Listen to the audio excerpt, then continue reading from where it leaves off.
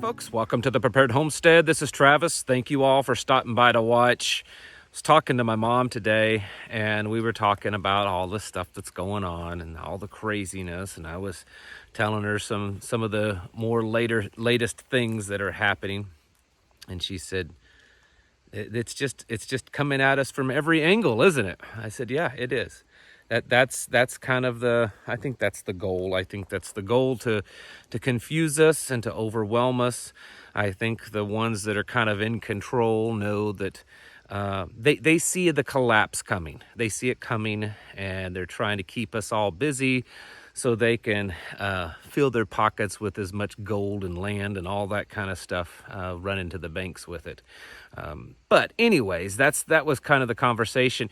And some of the stuff that I was talking to her about, I wanted to tell you because, and it's not like this stuff is a big shock. I know that you folks are kind of aware of it, but when you start putting it all together, it doesn't take too long to realize that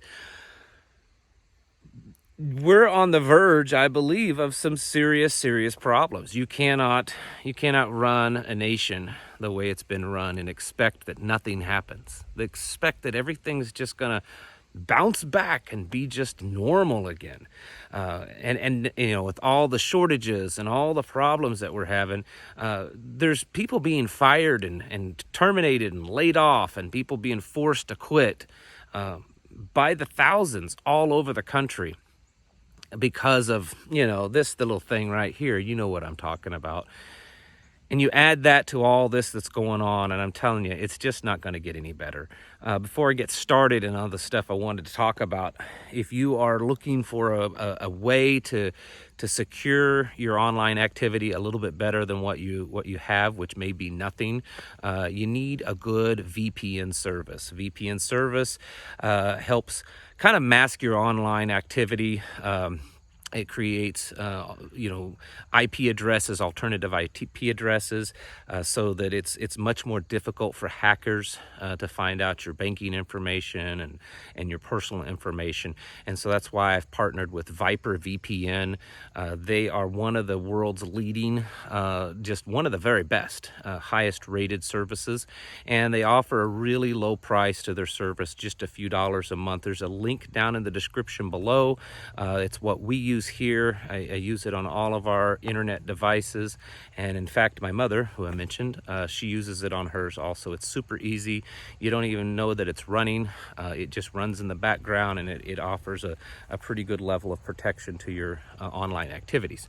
All right, so let's go to the ports.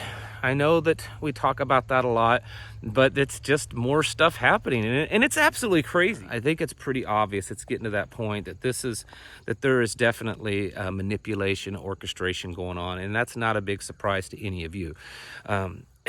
They're having problems now finding a place to put these cargo containers that are coming off the ships. They're unloading them, and they're backlogged on that. So we've got ships setting out in the ocean. They're anchored. They're waiting to get into a port so that they can unload. And sometimes they're setting out there for anywhere from 2, 4, and even 6 weeks at a time, just waiting to get in so that they can unload. And then they get them unloaded, and well, those cargo containers just sit around again. And they may sit around again for weeks or even months longer. In fact, it's gotten to the problem that they don't have a place to put these cargo containers anymore.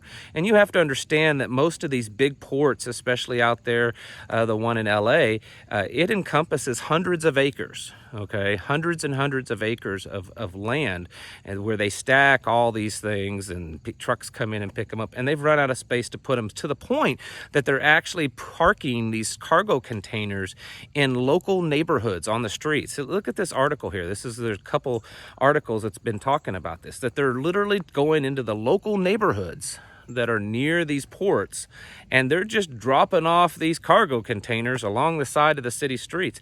Even so, to the point that there was an accident in one of them, local news over there talked about, where you can see in this picture that the trucker's trying to back it in between cars on this city street, and something happened and the container flipped over and fell on a car. No one was injured, but of course it completely totaled the car.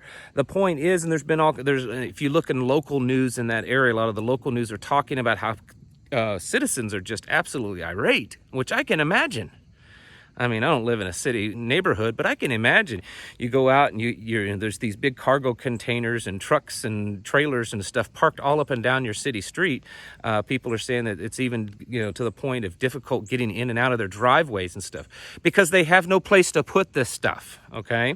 Well, why is that? Well, there is a trucking shortage. And that's contributing to it. But also, a lot of people don't know this, that in January of 2020, of China. I said China, and you know what? It's quite appropriate. California, a new law or changes to a law went into effect affecting truck drivers, and all trucks that are operating in California have to be a 2011 year or newer. And they're putting more and more restrictions on emissions on these trucks. And a lot of trucking companies are getting out of California because in just a few years, the law will be that no, trucks can operate in California unless they're electric, which they don't really even exist yet.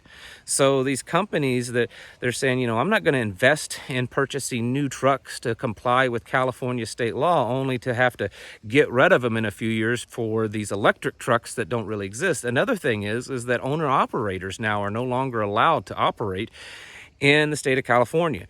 So they have to come up to the state line and drop off their load, and someone else picks it up and takes it into California. It's ridiculous restrictions, which is just exacerbating this. A lot of the local companies are trying to push the state of California into declaring a state of emergency. And it boggles my mind that this hasn't been done already, which to me, this is more of an indication that this is being controlled and manipulated and allowed to happen, because governors declare states of emergencies over everything. And yet this one thing, they're not going to declare a state of emergency. But this isn't the only thing that's going on. This is really just kind of something I wanted to mention in this video. There's a looming problem when it comes to food, or the availability of food in the future, food being grown. Ice Age Farmer's latest video talks a lot about this. So if you want more detail, go over there to his videos. But there is a fertilizer shortage. I mean, we already know about fossil fuel shortages, heating fuel shortages. Well, there's a fertilizer shortage, and it's global. And there is some prediction that over the next year, probably next year's planting season, the way things are looking, because of fuel shortages, because of inflation, because of fertilizer shortages, that farmers are probably going to see, we're going to see a lot less acreage planted by farmers globally, not just here in the United States, globally. If that happens, I mean, we're talking global famine, global crisis potential.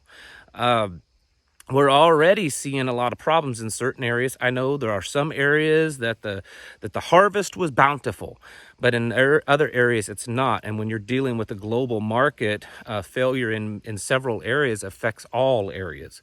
And so now we're looking at less fertilizer being produced, a shortage of fertilizer, a shortage of fuels, a shortage of natural gas, which is used to make fertilizers and used to fuel a lot of the components and machinery in farming. Shortage of other fuels. The president has ended some type of agreement that the former President Trump started up in Alaska to do some more pipelines, and that's done. So we've already got an increase to fuel prices, crude oil. It's probably just going to cause things to go up even more.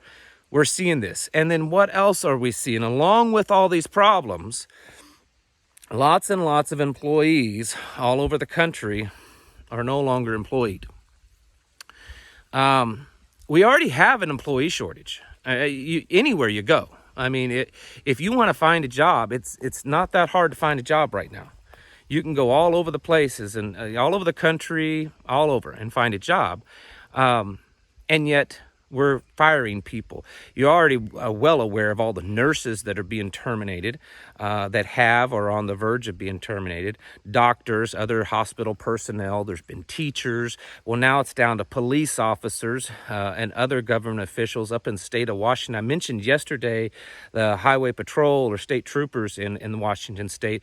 Up to 1,900 state employees have either been terminated or resigned because of this mandate, which I might add that in most areas, unless it was issued by a governor, there is no legal mandate. The only thing that most of these people are being terminated for is because, the words that came out of the mouth of the president, but there's not actual law in most areas that would affect these people's employment.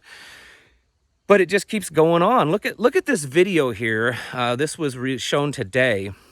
This is at General Electric, I guess their main facility, I think in Ohio or Indiana, but I could be incorrect on the exact location.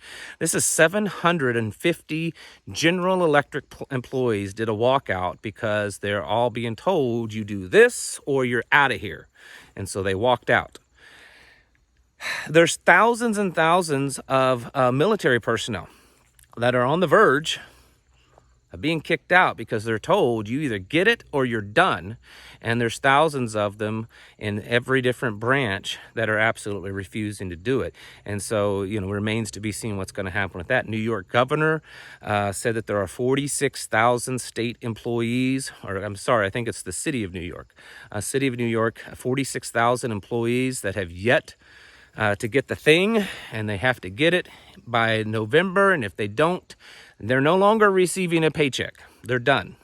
There is no option to do testing. Instead of getting this, you just get it or you're done. This is happening all over. We're seeing this, and I've talked about it in previous videos recently, but we're seeing this more and more and more. The thing that we talked about several weeks ago that this was going to lead to, well, it's happening right now.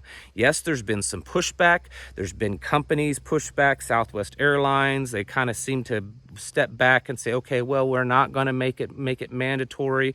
But there's definitely government, and not just government, but these companies are dead set on forcing this upon their employees. This kind of stuff cannot continue to happen without repercussions, okay? You can't expect more and more and more people to be fired from their jobs or have to be forced to quit, and not see an even greater slowdown in the overall economy, the overall supply chain, and various industries that these are happening. It's going to slow down. It's going to cause problems. And then there's other problems. So what are these people going to do? Chicago is saying for any police officer that's just going to take retirement, guess what? You're not going to get any benefits. So if you retire because you didn't get this, your benefits are gone. I don't know how they can legally do that, but they don't care about the law anymore.